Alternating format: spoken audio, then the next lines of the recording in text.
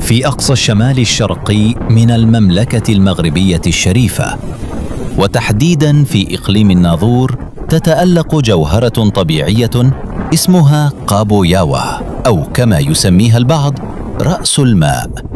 مكان ساحر لا مثيل له. هنا حيث تعانق الجبال زرقة البحر، وحيث يتحدى الشجعان الخوف بالقفز من علو 30 متراً نحو أعماق صافية كأنها الياقوت الأزرق.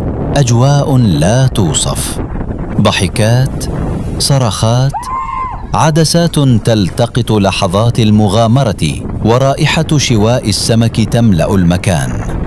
قابو ياوه ليست مجرد شاطئ، إنها تجربة من قلب المغرب، بلد الجمال، بلد حسن الضيافة، بلد البحر والجبال.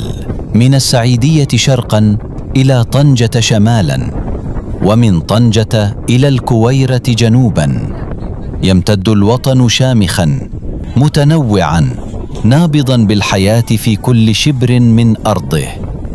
تعالوا إلى قابو ياوه، عيشوا المغامرة واشحنوا أرواحكم من هذا المكان الذي لا ينسى. حميد ليف.